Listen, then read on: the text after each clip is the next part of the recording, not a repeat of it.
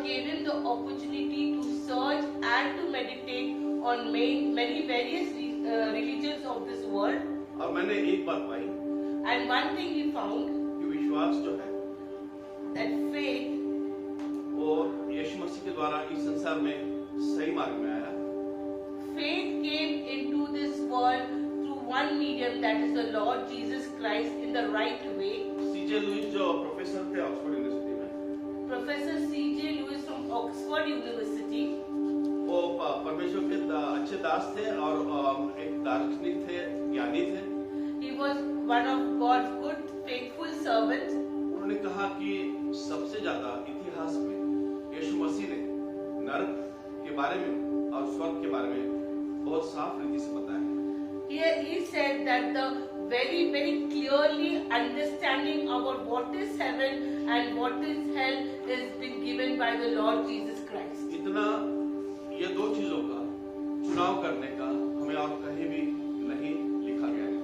And the choice between what is heaven and what is hell, this choice no one else we have found but in the word of the Lord. प्रवासकालीन जीवन में In this journey of life, हमेशा हमें दो चीजों का चुनाव करना पड़ता है, we have to always choose between two things, अच्छा या बुरा, good or bad, पाप या पुण्य, sin or righteousness, परमेश्वर या शत्रुता। God or enemy. लेकिन पवित्र शास्त्र एक ऐसा पुस्तक है, But Bible is like that holy book. उसमें एक जगह लिखा गया है कि आपको दो पिता में से एक को चुनना है। But Bible is this kind of holy book which gives us a choice that we have to do one choice between two fathers. और आपको वहाँ चुनना है परमेश्वर पिता को, And we have to choose the Father God. जिसके लिए पुराणों में भी लिखा है। This is written in the Hindu religion, Hindu religious books also. वहाँ पर इस बारे में लिखा है, In the Purans it is written. बहुत सारी जगहों में इसे लिखा है। Many books of the world it is written. और दुनिया के अगर जितने धर्म हैं And all the religions that are in the world today, उसमें सारे धर्मों की शुरुआत, संस्थापना एशिया में। so all the religious establishment or starting of any religion has happened in Asia only. ये मेरा मानना नहीं, इतिहास है। This is not brother saying or pastor saying, this is what history tells us. लेकिन ये सच है, इसे झुठलाया नहीं जा सकता, And this is the truth which cannot be denied. क्योंकि भविष्य पुराण में भी इस बारे में लिखा है। Even about this the coming world, it is written in the Puranas. अगर आपने भविष्य पुराण पढ़ा है, If you have read the book Bhavishya Puran, उसमें लिखा है it is written in that श्वेत वस्त्रकम ईशपुत्रम कुमारी गर्भसंभव इति च मम नाम प्रति। इसका अर्थ है कि कोई शास्त्र में लिखा है कि कुमारी के द्वारा हमारे लिए उद्धारकर्ता जन्म लेगा। Amen. And the meaning of the Sanskrit, what pastor has translated in Hindi is that, as written in the Bible, that through a virgin the Savior will be born. अगर आज आप सच्चाई को सुनते हो, If you are hearing the truth today, अपने मनों को कठोर करो, so please do not harden your heart. सच्चाई को स्वीकारो Accept the truth और उसके अनुसार चलो। and walk according to it. हम नहीं जानते हमारा जीवन है कितना, We do not know what is the lifespan we hold. हमें नहीं पता कल क्या होगा। We do not know what holds for us tomorrow. हमें एक मौका दिया गया है We have got this opportunity. और उसका हमें इस्तेमाल करना है, We have to utilize it to the maximum. क्योंकि कोई शास्त्र परिपूर्ण पुस्तक है। Because the word of God, that is Holy Bible, is a complete book in itself. मैं ये नहीं कहता कि मेरे 4 पुस्तकों से मुझे ईसाइयत मिली और उसके द्वारा मुझे बाइबल मिला और उसके द्वारा मैं एक ईसाइयत में जीवन बिताने लगती हूँ।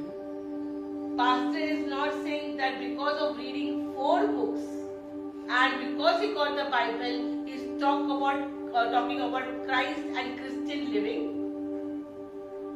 हमारे देश का जो पुराणों में लिखा है उसके तहत में बातों को आपके सामने रखा। And as pastor has studied all the religious books, almost all the religions he has studied, he has followed, and because he knows what is the integrity of that, he is telling us this today. हमारे पास 4 gospel है। We had 4 Gospels. उसका अर्थ होता है शुभ वर्तमान, मतलब जो शुभ है और जो वर्तमान में दिया जाता है। The meaning of the Gospel is present tense. What is the truth being observed of having to be followed at in the present times? दया करके यहोशू की पुस्तक खोलिएगा 24 अध्याय 15 पद। John 24:15 will read. Joshua chapter 24 verse 15। दया करके खोलिएगा यहोशू की पुस्तक 24 अध्याय 15 पद। तीनों भाषा में पढ़िएगा, मराठी, हिंदी, इंग्लिश, ताकि सभी इसको समझ सकें। यहोशुआचा 24वा अध्याय 15 वचन। परमेश्वराची सेवा करणे हे तुम्हास गैर दिसत असेल तर तुम्ही कोणाची सेवा करणार हे आज ठरवा।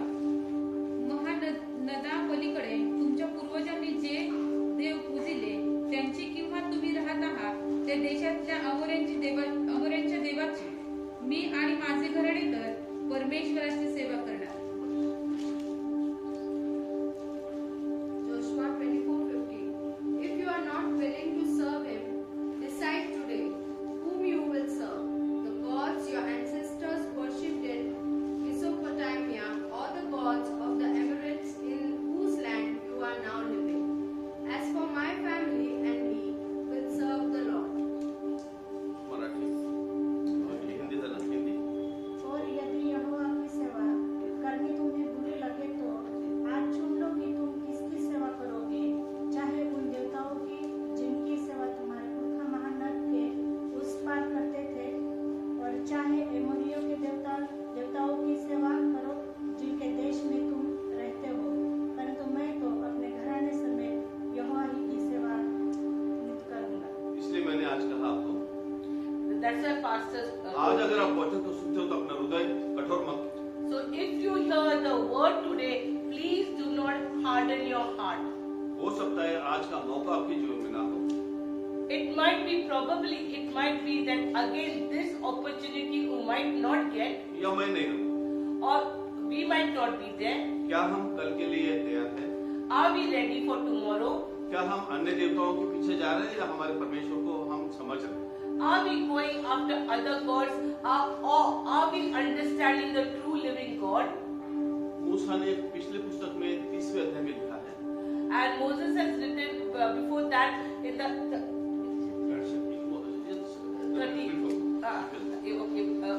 Moses also has written in the earlier books of the Bible कि आपको ये दोनों में से चुनना है और अपने परमेश्वर की आराधना करनी है, इसके अनुसार चलना है। Moses also says that you have a choice to choose between the true living God and otherwise whom you want to serve. यही मेरा शुभ वर्तमान कहने का आधार है। This is what is the base of telling the gospel. और शुभ वर्तमान मतलब वो कभी भी पुराना नहीं होता। And what is the meaning of gospel?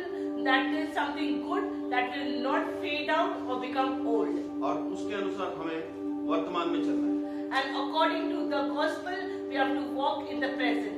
इस शुभ वर्तमान में योना की एक पुस्तक है, And in the gospel, there is a book of John. जिसका जिक्र मैंने पिछली बार किया था पहले अध्याय के संबंध में, जहाँ मैंने 1 से 6 पद के बारे में आपसे बातें की। And last Sunday, Pastor preached about John first, and from 1 to 6, he has told what is the meaning of those verses. मैं विधर्मियों में से आने के कारण मैं उनको चखा है, उनको जाना है, और उसका हमेशा एक तुलनात्मक अभ्यास मेरे दिमाग में रहता है। Because Pastor is coming from a heathen background, he has studied all the religious books. So whenever he studies or takes something to understand, he always does a comparison.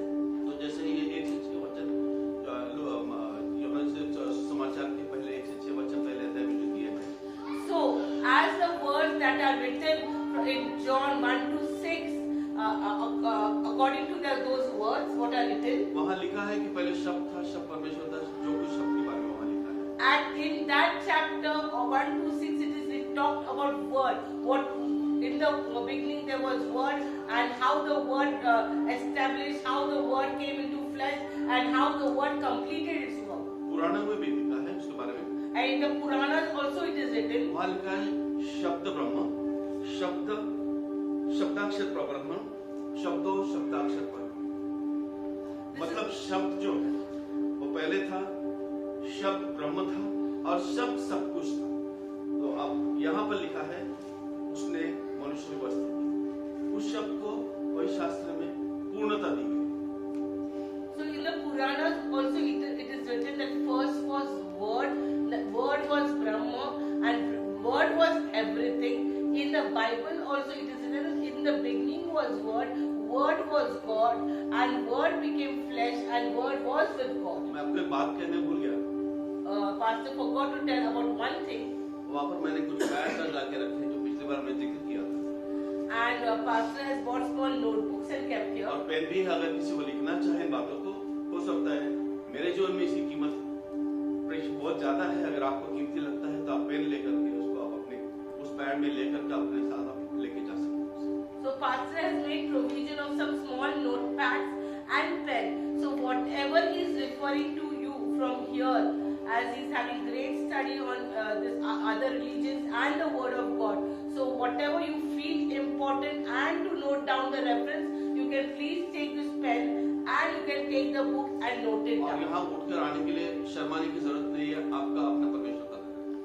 And to come and take this book and pen, no need of feeling ashamed, because this is your house, this is house of God. और अगर आप में से कोई उठकर लेना चाहता है तो मैं उनका स्वागत करूंगा और मैं सराहूंगा उन्हें कि उनमें वो बोल्डनेस है, हमारे में वो बोल्डनेस होना चाहिए, हमारे में वो आत्मा होना चाहिए। And so please get up, if whoever wants to come boldly, take one notepad and book, and then pastor will really feel appreciated to about those people. इस बोल्डनेस के समय में एक बात बताऊंगा, इब्रानियों की पत्री 4:16 पर दया करके खोलिएगा।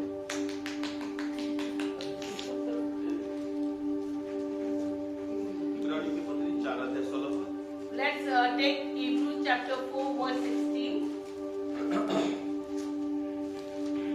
इब्रानियों की पत्री 4:16 पर। Hebrew 4:16 will take. तर मग आपल्यावर दया व्हावी आणि ऐन वेळी सहाय्यासाठी कृपा मिळावी, म्हणून आपण धैर्याने कृपेच्या राजसनाजवळ जाऊ। क्या हमारे में धैर्य है? Do we have boldness in us? Sister ने वहां पे गीत गाया, Sister has sang one song, उसके पश्चात उन्होंने एक बात कही, and she also said one thing. हो सकता है मेरा इंजीनियरिंग इंस्पेक्शन बैकग्राउंड हो, मैं कुछ चीजों को ध्यान से सुनता हूँ और उसके ऊपर कुछ पृथक्करण भी करता हूँ, एनालिसिस करता हूँ। And pastor is coming from an engineering background, and he has an analytical mind, and because of his analytical mind, he goes into a deep observation. बहन ने कहा हम अनाथ हैं, And sister said that we are orphans, हम यीशु मसीह में अनाथ नहीं है। and we are not orphans in Jesus Christ. बहन इसके पश्चात जीवन में ये कहेगी कि हम अनाथ हैं, And even she said that we were orphans, हम अनाथ नहीं। we are not orphans. एक नाटक था असुनी नाथ में अनाथ। But Natak was there, the name was Asunimi Anand. हाँ, तो we have got अनाथ now, we are not अनाथ। And because we have got, अभी हमको एक नाथ मिल गया तो अभी हम अनाथ नहीं है. भविष्य पुराणों में भी इस शब्द के बारे में लिखा है, परमेश्वर हमें सहारा देने वाला वो परमेश्वर। And even in the Puranas it is written that God is the one who gives us support. तो इस तरह हम परमेश्वर में जो बात करते हैं मंडली के सामने, तो हम उस धैर्य से आने चाहिए और धैर्य से बातें करनी चाहिए। And so whenever we talk front of the congregation, we have to come boldly and we have to proclaim boldly. मैं आशा करता हूँ कि बहन और बाकी लोग इस बातों को समझें। And pastor is saying that he believes that the children have understood this. बहुत ही विनम्रता से कहता हूँ, किसी का दिल को कोई चोट पहुंचाने की। This is humbleness he is telling. तो इस तरह पुराणों में भी हमारे जीवन में बहुत सारी बातें लिखी थी और हमारे देश को एक ये सौभाग्य प्राप्त है कि हमारे देश ने सबसे ज्यादा सच्चाई की खोज की। And our country, country is one of the most privileged because we, the people of our country, has taken lot of efforts to search the truth. इसलिए पुराने ऋषि मुनियों ने कहा अस्तमा सद्गमय तमसमा ज्योतिर्गमय मृत्युर्मा अमृत। लिखा है तमस के बारे में, अंधकार के बारे में, वो परमेश्वर जो है वो इन सब के ऊपर विजय देने वाला है। And as Pastor has translated the Sanskrit into Hindi, saying that the Lord is the one who is going to give light in darkness. तमस माने अंधकार। The meaning of tamas is darkness, पवित्र शास्त्र में और पुराणों में गुरु ये शब्द है। and in Bible and in Puran, all this is written by gurus. गु का मतलब है अंधकार And the meaning of gu is darkness, और रू का मतलब है उसे दूर करने वाला। and ru's meaning is the one who takes away the darkness. यीशु मसीह के पास एक धनिक व्यक्ति है। One rich man came to the Lord Jesus Christ, उसने कहा है उत्तम गुरु मैं मेरे उद्धार के लिए मेरे जीवन के लिए क्या कर सकता and he said, "Good master, what should I do to obtain salvation?" हूँ? और यीशु मसीह ने कहा तू धनिक है, तेरा सारा धन त्याग कर तू विश्वास के पीछे चल। And the Lord Jesus advised him, "You are a rich man. Kindly let go of all your riches and follow the truth." क्या हम उस धन के पीछे हैं Are we behind which richness? या इस मट्टी के बर्तन में रखे हुए उस स्वर्गीय धन के पीछे? Which kind of treasure we are searching? The treasure of the world or the treasure that the Lord has kept in this earthly body? नीति वचन में अगर 14वें नीति वचन में अगर हम 12वें पद को देखते हैं, If we say look into Proverbs 14:12, वहाँ लिखा गया एक मार्ग है जो सही सही दिखाता है। then it is written there's a way that is straight. पैसा कमाने का मार्ग सही सही दिखा पड़ता है। The way of earning the money is straight. शरीर की अभिलाषा अलग अलग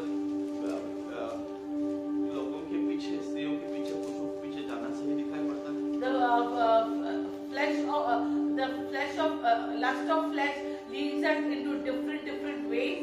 एक ऐसा मार्ग है जो सही सही दिखाई पड़ता है। There's only one way which is straight way. जब से मुझे समझ आई, From the time Pastor understood, जो भी पेपर हाथ में आया, whichever paper came into his hand, जीवन भर में पढ़ता रहा, ढूंढता रहा। on anything that came into his hand, he read it, he searched it, and tried to find something. ऐसे मार्ग मेरे जीवन में भी आए, Many like the ways came into Pastor's life, जो मुझे सही सही दिखा पड़ते हैं। which he looked was straight. जो मेरे पीछे जो मेरे पहले जनरेशन के लोग थे जिन्हें मुझे सिखाया था, वो लोग मार्ग मुझे सही सही दिखा। And whatever people of my old times taught me and showed me that I thought it was right. लेकिन पुराणों में ये लिखा है, But in the Puranas it is written, पापो पापात्मा पाप कर्मा त्राहिमा, त्राहि मतलब तकलीफ, त्राहिमा पुंडरीक्षा सर्व पापो हर, हरे मतलब दुख को हरण करने वाला जो है वो हरि का हर। and the meaning of har is that the one who takes away your grief and pain, that is called Hari. पुराना वचन कहता है सारों ने पाप किया। And the Puran said everybody sinned. Bible कहता है हर व्यक्ती ने पाप किया। Bible says everybody has sinned. प्रत्येकाने पाप केले आणि ते देवाच्या गौरवात अंतरले आहे। And everybody has sinned and fallen short of the glory of God. क्या पुराणों में भी यही लिखा है, लेकिन यीशु मसीह वहां प्राप्त नहीं हुआ। In Purana, same thing is written, but there they did not find Jesus. पुराण कुमारी गर्भ संभव में लिखा है, लेकिन किसी ने यीशु मसीह को ग्रहण नहीं किया। In the Puranas also it is written that through a virgin the Savior will be born, but in the Puranas nobody accepted Jesus. Bharat के प्रधान पंडित के इकलौते पुत्र ये पंडित धर्म प्रकाश ने यीशु मसीह को स्वीकारा। And our India, the chief priest of India,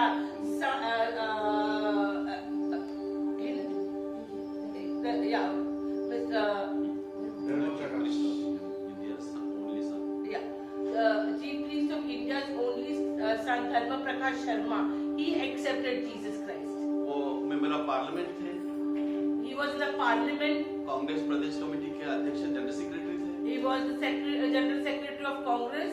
वो फिल्म स्टार के एडिटर थे, He was also editing the work. He was working in the films and was an editor. सौतेला भाई पिक्चर में उन्हें प्रेसिडेंट अवार्ड मिला था।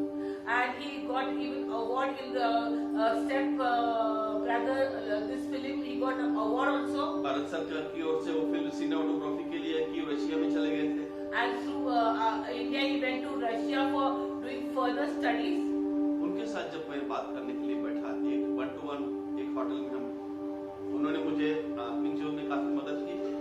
उनके साथ जब मैं बात कर रहा था, And pastor had the opportunity to fellowship with him.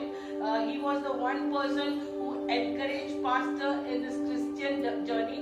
And during the conversation once, उन्होंने कहा एक ऐसा मार्ग है जो सही सही दिखा, and he said there's a way that is straight and we can see it straightly. लेकिन मुझे भी ऐसा मार्ग था जिसमें भी मेरे जीवन में, उन्होंने कहा बड़े बड़े लोग थे, बड़ी बड़ी एक्ट्रेसेस थी, मधुबाला जैसे लोग उन्हें घड़ी देते थे, अंगूठी गिफ्ट देते थे, इतना उनका एक मार्ग था जो सही सही दिखा। And then that pastor Dharma Prakash, that guru, he also said that even I thought there's a way that is straight, because in this glamour world the people showered gifts on him and he thought that way was straight. पर उसके अंत में उन्हें पता चला मृत्यु मिली। But he understood that end of this is death. उनके पिता के चारों शंकराचार्य आकर पैर धो करके चरणामृत पीते थे। His father was so well known, renowned man, and being the chief priest of India, big gurus and Shankar Acharyas used to come and wash his father's leg and drink the water. एक ऐसा मार्ग है जो सही सही दिखा। Even that way seems right to people. नीति वचन 16, 14, 12, 16, 25 में इसके बारे में जिक्र किया गया है। हम पढ़ेंगे नहीं, उतना समय हमारे पास नहीं है। And Proverbs 14, 12 and also its same things are written.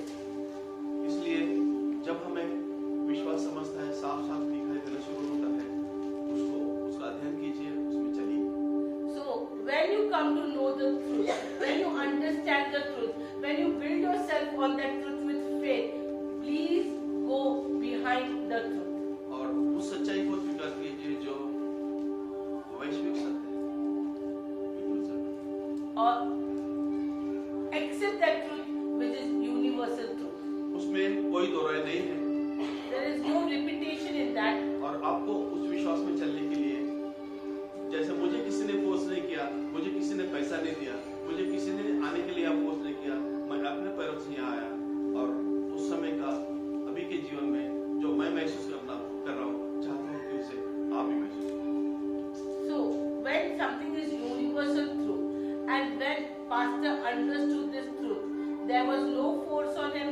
Nobody gave him any money to understand and to accept this truth.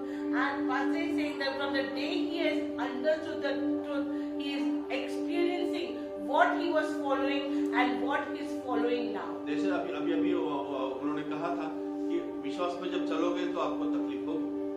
As we heard earlier also, if we walk in faith, we will have troubles. और उस विश्वास में, उस तकलीफ में चलने के पश्चात ही परमेश्वर का कार्य शुरू होगा, ऐसा उन्होंने भी कहा। And when we walk in that faith and when we walk in trouble and agony, then only we will understand what it is walking in faith. क्या हमें इस सब पर ध्यान देने की आवश्यकता है? Is it necessary then to be carefully meditating on this word? छोटी छोटी बातों में जीवन में बड़े बड़े अर्थ होते हैं। Small things give great meanings. पवित्र शास्त्र का सबसे छोटा जो वाक्य है वो यीशु होएगा। The smallest word in the Bible, it is written that Jesus cried. यीशु हमारे लिए वो स्वर्ग राज्य छोड़ करके वो यहाँ आया। He is the one who left the glory of heaven and came on the earth. क्या उसको हमारे लिए रोने पड़ता है? So why did he have to cry for us? परमेश्वर को हमारे लिए तकलीफ हुई, हम पाप में पड़े थे, उसे तकलीफ हुई, उसे पीड़ा हुई। उसने कहा मेरे लोग तकलीफ उठाओ। Why Jesus cried? Because he was in agony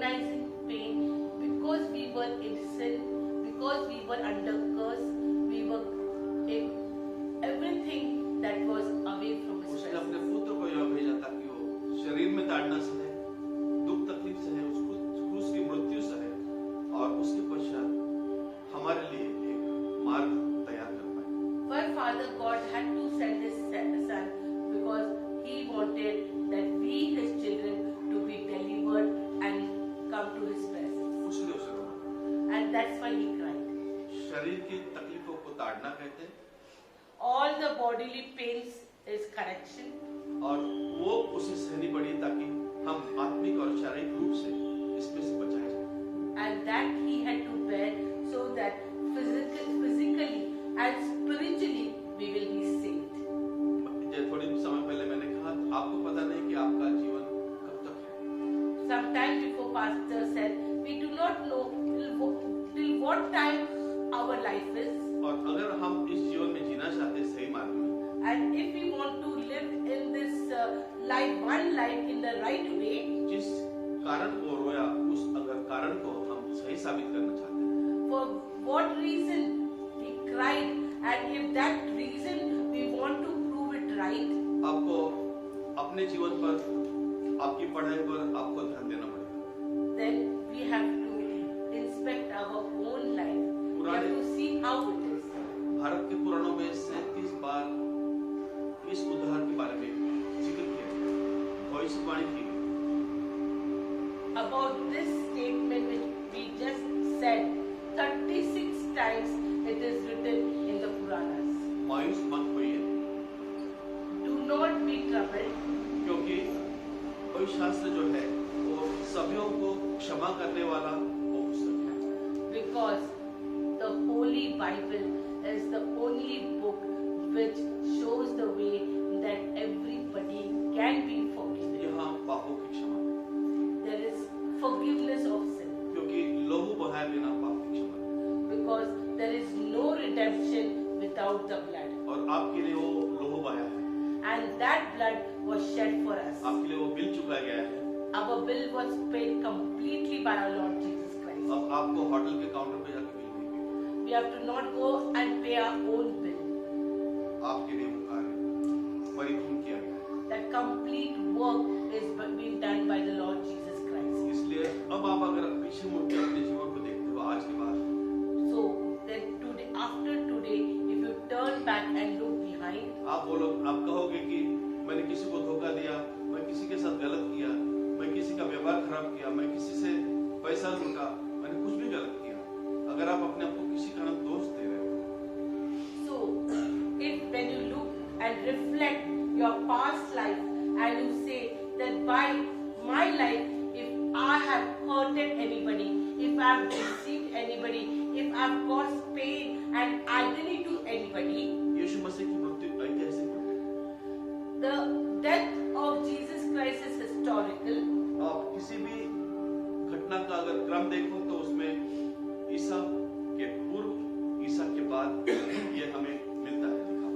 And if you study anything or any fact, you can see that fact has some before and after references. तो ये ऐतिहासिक मृत्यु जो है, ये सच्चाई जो है, इस सच्चाई के पश्चात आपको ये उद्धार प्राप्त है और आपको ये सुनिश्चित प्राप्त है, एश्योरेंस प्राप्त है। And so when you look into this truth, you will get some assurance. अब एश्योरेंस क्या है? And what is the assurance? हम जब मेरा एक बहुत बड़ा बिजनेस है न्यू इंडिया एश्योरेंस कंपनी का, तो एश्योरेंस शब्द से मैं रोज निगड़ित रहता हूं, तो मैं इस बारे में पवित्र शास्त्र के अनुसार कई बार सोचता हूं। So pastor is closely connected with one business that he works with New India Assurance Company, and that word assurance is closely knit with his life. पवित्र शास्त्र में बहुत सारे ऐसे लोग हैं जिन्होंने बहुत गलतियां की। In the Bible, when we read, there are many people who have done very great mistakes. कुछ लोगों ने पवित्र शास्त्र का अध्ययन यहाँ पर किया है, Some people have meditated from कुछ your लोगों ने own नहीं किया Bible. है, Some have not. लेकिन मेरी आपसे ये गुजारिश है, But pastor is humbly requesting you, बचे हुए जीवन में आपका ज्यादा से ज्यादा समय पवित्र शास्त्र के अध्ययन में दीजिएगा। अगर आपका आत्मा अनुमति देता है तो आप उसको उपयोग करिए। so whatever life stage we are today, the request is to read the word of God at length, and if possible, please read it on your knees. क्योंकि ये न सिर्फ आपको वचन कहता है, आपके विश्वास आपके घराने को बचा नहीं सकता। Because the word of the Lord is saying, it is not only salvation to you, but through you, it is salvation to the entire house. examples in the Bible. जैसे आप पीछे देख के कुछ सोचोगे, वैसे कुछ लोग थे, वो भी अगर इस बारे में सोचते थे तो वो कार्य नहीं कर पाते जो परमेश्वर ने उनके लिए नियुक्त किया गया था। So there are certain things when you read and you think and you meditate on that. There were many people in the past also. They have looked into this, and because of reading some things, they were not able to perform many things. योना को by ओर जाने के लिए बोला था, दाई ओर दाहिनी हो गया। Like for example, Jonah was said to go to the right, he went to the left. याकूब ने अपने भाई का जन्मसिद्ध अधिकार छीन लिया। Jacob from Esau, he took his birthright. Simson जैसा एक शक्तिशाली युवक जिसने उसमें परमेश्वर की अपार शक्ति की आशीष थी। And if we take the example of Samson, he was one of the mightiest warrior and the strongest person ever heard about. जिसको 1000 फलिस्तियों ने घेर लिया था। 1000 Palestinians had surrounded him. खाली हाथ था। He was with naked hands. उसके पास एक गधे के जबड़े की हड्डी थी। He only had the donkey's jawbone with him. उसने उसे सारे फलिस्तियों को He killed that 1000 Palestinians with that jawbone. एक जगह उसे घेर लिया गया। उसने वो घेरा हुआ पूरा लोहे का जो कंपाउंड था उसे उठा करके वो कंधे पर लेकर वो पहाड़ी के ऊपर चला गया। इतना वो शक्तिशाली जैसे भी। Once again he was attacked by people and with a strong rods and all. Within a minute he just destroyed those people. तो ऐसे लोग थे जिन्हें परमेश्वर की आशीष बहुत अद्भुत रीति से प्राप्त थी। Then this was like that the people who were extraordinary people with extraordinary qualities from the Lord. लेकिन शिमशोन ने अपने शक्ति का सच जो मालूम में था वो फलिस्तियों को उसके उस सहेली के कारण बताया। And Samson's strength was in his hair, and he showed his strength to this Palestine. And he told the secret of his strength to the Palestine woman. और ये गलती उसने भी की जिस तरह योना ने गलती की। Even he made the same mistake as Jonah did. ऐसी बहुत सारी बातें पवित्रशास्त्र में लिखी। There are many like that examples given in the Bible. लेकिन परमेश्वर ने इनके ऊपर दोबारा से But Lord again showed His grace and mercy on these people. फिर से एक बार Once again, grace and mercy was आपका shown. परमेश्वर फिर से एक बार Today, once again, the Lord is going to show us grace and mercy. जहाँ पर योना को पानी में फेंक दिया उस मछली ने निकाल दिया। Where Jonah was thrown in the water, the whale swallowed it. Jacob ने जो गलती की, When Jacob did this mistake, जब वो उस वृक्ष में चला गया जहाँ पर उसने रात में सवेरे पहट होने तक लड़ाई की, उसने परमेश्वर से एश्योरेंस ली। when Jacob made mistake, but when he had an encounter with the Lord, at the final stage, he took assurance from the Lord. और यही परमेश्वर की क्षमा हमें प्राप्त है। And the same Lord's forgiveness has been given to us today. योना तो उस मछली ने सूखी भूमि पर निकल दिया वचन कहता है। That whale or the fish which swallowed Jonah, vomited Jonah on the seashore. परमेश्वर ने उसे एक बार और मौका दिया। God gave him one more chance. याकूब को परमेश्वर ने एक बार और मौका दिया। Even God gave Jacob one more chance. जो शिमशोन था उसे फलिस्ती अपनी शक्ति का प्रतीक या उसे हल्का दिखाने के लिए जब उसकी आंखें निकाली गई उसे वो बाहर लेकर आए।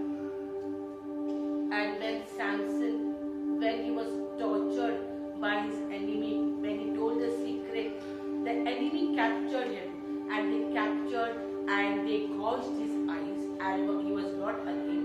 शामसन जो शिमशोन है वो शक्तिहीन हो गया है, उसकी आंखें नहीं है, उसे सांकलों में बांधा गया है, वो चक्की पीस रहे हैं। वो शिमशोन को वहां पर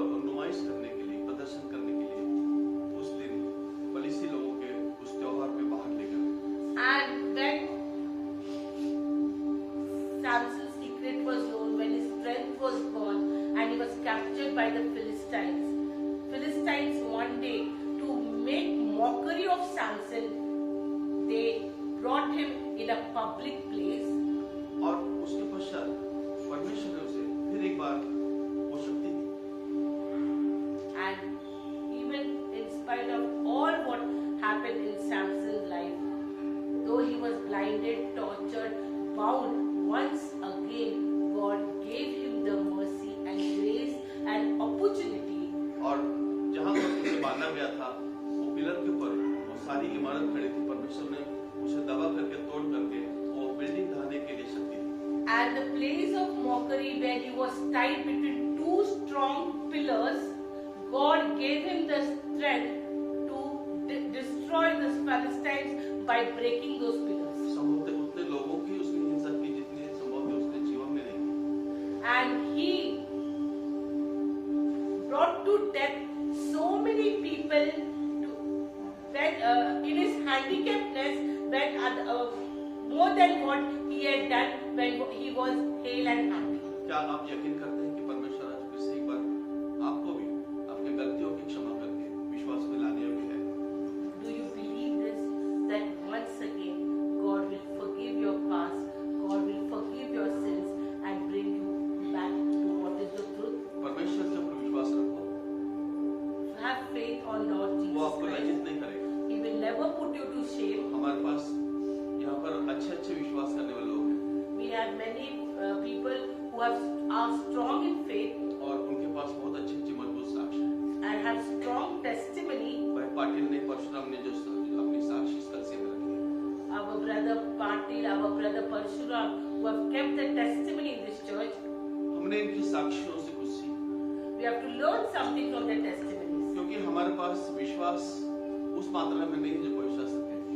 We do not have the faith in that measure what the Bible says to us. आज हमें पीछे मुड़कर देखना है कि जो गलतियां उन योद्धाओं ने की उसके पश्चात भी परमेश्वर ने उन्हें लज्जित नहीं किया, फिर से एक बार वो शक्ति प्रदान की, वो महान विजय प्रदान की। When we reflect on these examples which we have heard and which is given in the Bible, in spite of the great mistakes that they have done, God gave them one opportunity to come back. इसलिए पवित्र शास्त्र का वचन कहता है कि वे चलेंगे, थकेंगे नहीं, वे फिर से यौवन प्राप्त करेंगे, शक्ति प्राप्त करेंगे। And that's why the word of God is very clear. They that wait upon the Lord, they will run and not be weary. They shall walk and they shall not faint. इसलिए वैष्णव ब्राह्मण मंत्र जो है पापो पापात्मा, उसमें जो लिखा था उसका अर्थ परमेश्वर ने मुझे आखिर दिखाई दिया, मेरे जीवन में मेरे आत्मा के नेत्र आलोकित किए उसने।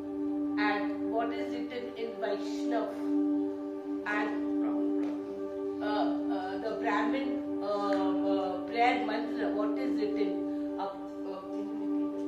या वैष्णव ब्राह्मण प्रार्थना मंत्र में जो उन्होंने लिखा था पापों के बारे में कि हर एक व्यक्ति ने पाप किया है, हर एक व्यक्ति पाप में है, कोई भी पाप से बचा नहीं है, वो मुझे परमेश्वर ने उसका सत्य अर्थ बता दिया। And as Pastor said, whatever is written in that prayer mantra about sin, Pastor got the enlightenment about those words when he read the word of God. पवित्र शास्त्र में मैं अपने आप को विनम्र करके कहता हूँ कि मैं पवित्र शास्त्र का हो सकता है उतना ज्ञान प्राप्त नहीं किया जितना यहाँ बैठे हुए कुछ और भाइयों को प्राप्त है। Pastor is humbly saying that what is written in the word of God, that knowledge he might not have to the fullest extent as many who are sitting over here might have. पर आपका विश्वास जो है बस उस विश्वास को उसको रखना है, उससे ज्यादा कुछ भी नहीं करना है। Today is all about faith. सिर्फ What विश्वास faith you have to interest that faith. और कुछ नहीं करना है। Nothing else. ना आपको कोई मंत्र या रिसाइट करने हैं, You have to not recite any mantras ना आपको बड़ी बड़ी बातें याद रखनी है। and you have to not remember big things. उस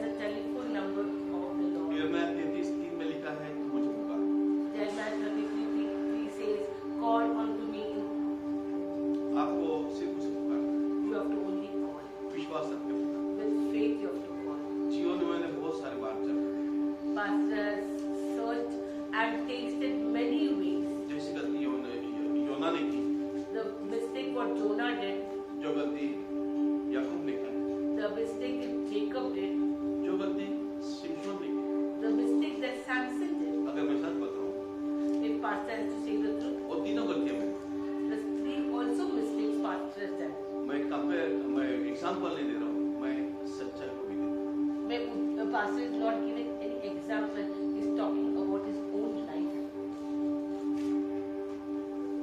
तो ये जीवन है प्रियो, इसमें आपको सारी गलतियों को उसके क्रूस के पास रखना, आपको उसके विश्वास में चलना पड़ेगा, सिर्फ विश्वास में चलना पड़ेगा। आपका गत जीवन जो है उसकी क्षमा आपको नित्य निरंतर के लिए प्राप्त होगी। This life is about faith, walking in faith, believing in faith, and when you walk in faith, you are assured there is forgiveness of your sins. इब्रानियों की पत्री 11 अध्याय अगर आप पढ़ोगे, Hebrews 11 if you study. मेरा हृदय के बहुत करीब है, उसमें सारे विश्वास जो है उसके बारे में सारे जो वहाँ पे हीरोज है उसके बारे में लिखा है। That chapter is very close to pastor's heart because heroes of faith have been mentioned in that chapter. जैसे पास्टर ने अभी कहा था कि तकलीफें जीवन में आएंगी तभी विश्वास बढ़ेगा, तभी आपके जीवन में कार्य होगा। As earlier pastor said that when difficulties will come, then only your faith life will end. हो सकता है आपने कहीं अन्याय किया होगा। Probably you all might have done some injustice. Israel के इतिहास में मनासे नाम का जो राजा था, उसने 55 साल प्रजा के ऊपर बहुत जुल्म किया। There is one king about which it is mentioned in the Bible in the Old Testament. That king's name was Manasseh, who has tortured his people to a very great extent.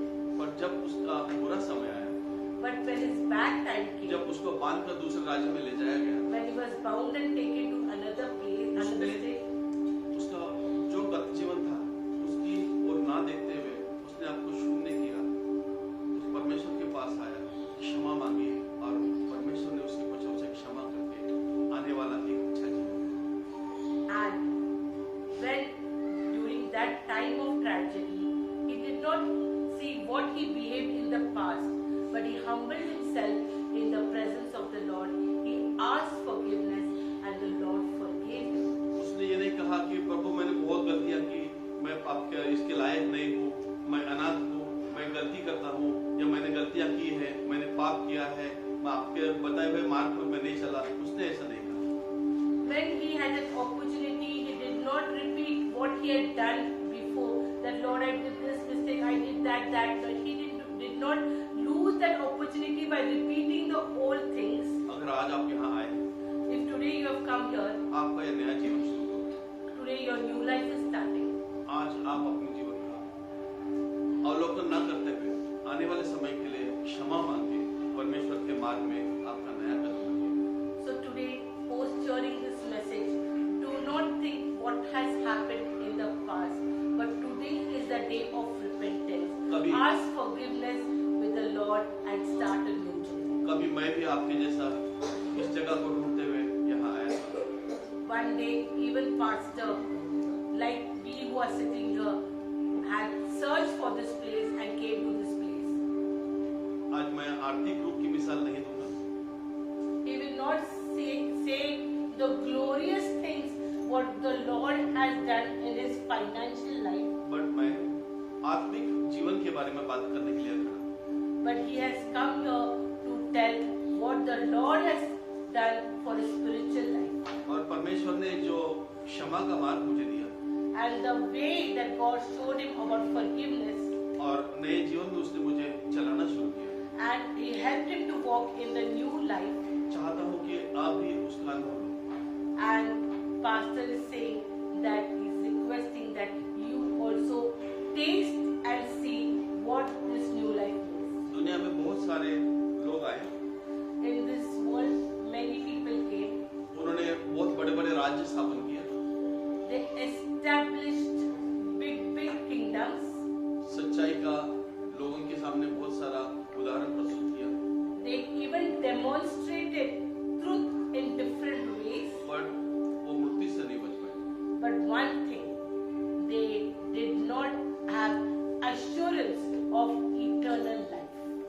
हमारे पास कोई राज नहीं है, We do not have any हमारे पास kingdom. कोई रथ नहीं है, We do not have any chariot. हमें द्वितीय मृत्यु नहीं, But we do not have eternal death. सिर्फ एक बार मृत्यु, We have only once we die. तत्पश्चात न्याय। After that judgment, क्या हम उस न्याय के सामने, उस सिंहासन के सामने खड़े होने के लिए लायक हैं? so are we ready to stand before the judges? क्या हम उस न्याय दिवस पर अपने आप को सही साबित करने के लिए दबा और झुर्री भरे जीवन व्यतीत करने के लिए तैयार हैं? Are we able to stand front of the Lord blameless, without wrinkle or without any spot? क्या आपको ये वचन आज समझ में आए हैं? Have you understood today what the pastor has given his sermon on? अगर परमेश्वर के वचन है, अगर आप उसको समझे हैं, So this is word of God, and if you have understood the word of God, तो आप उसे स्वीकारिएगा। please accept it. क्या आप उसके लिए तैयार हैं? Are you ready to accept the truth? अगर तैयार हैं तो क्या आप आमीन कह सकते हैं? And if you are ready to accept the